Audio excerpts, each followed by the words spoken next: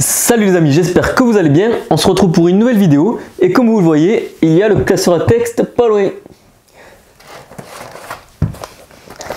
Alors, aujourd'hui j'ai donc à nouveau choisi un texte. Wow. Et je vous fais la surprise de les découvrir.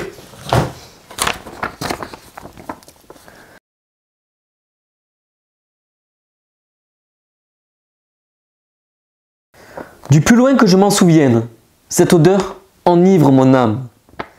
Une odeur de pâte fraîche, une odeur de pâte qui ruisselle sur la poêle. Une odeur lorsqu'elle cuit et frétille.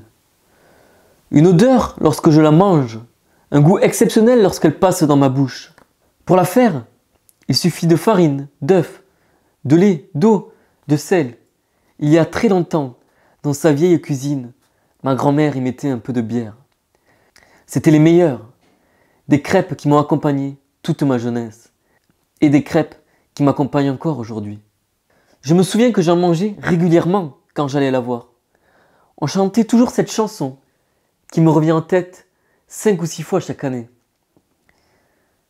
En vous lisant ces lignes, elle me revient encore en tête une nouvelle fois. Mes amis, ma famille et tous ceux qui ont côtoyé ma grand-mère disaient que c'était les meilleures crêpes qu'ils avaient mangées dans leur vie.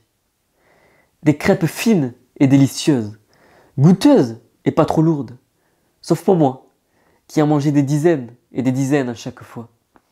Je ne savais pendant longtemps que cuisiner des crêpes. Un peu de farine, de lait, d'eau, de sel. Ma grand-mère y mettait un peu de bière. Je n'ai jamais réussi à faire de crêpes aussi bonnes que les siennes. Pourtant, j'ai fait des centaines de tests. J'ai enlevé la bière, j'ai rajouté du rhum, j'ai rajouté du pastis ou encore de l'eau de vie. Personne ne m'a dit que mes crêpes étaient les meilleures qu'ils avaient mangées. En tout cas, on se régale encore aujourd'hui, entre amis, à faire des crêpes parties, accompagnées de mets divers et variés, ainsi que de spiritueux en tout genre. Aujourd'hui, les crêpes sont revenues à nouveau dans ma vie, d'une façon que je n'aurais jamais cru cela possible. Août 2020, je reviens sur Paris pour pouvoir trouver un nouveau travail, avant ma rentrée à la Sorbonne.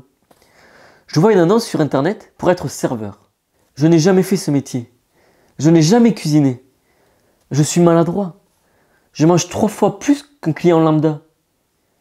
Je décide donc tout à fait naturellement d'y postuler. Première annonce à laquelle j'écris, je reçois 10 minutes après un appel. Et 1 heure après, je me retrouve face à mon nouveau patron, qui me rappelle 1 jour plus tard, en me disant qu'il m'embauche en CDI directement. Je me retrouve en 1 jour en CDI, et je ne vous ai pas précisé, je me retrouve en CDI dans une crêperie bretonne. Un échange linguistique entre le Sud et la Bretagne est donc né ce jour-là.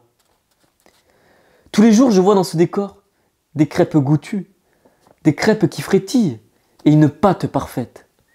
Des clients satisfaits et une bonne ambiance malgré un contexte spécial. Ce lieu me rappelle les crêpes qui m'ont guidé toute ma vie. Un peu de farine, d'œufs, de lait, d'eau, de sel. Ma grand-mère y mettait même un peu de bière. Les crêpes m'ont accompagné toute ma vie et sont toujours sur mon chemin. Tout le monde me dit que c'est une aubaine d'être en CDI durant cette période compliquée. Mais qui aurait pu prévoir que 2 mois après, toute la France se retrouverait en CDI, en confinement à durée indéterminée?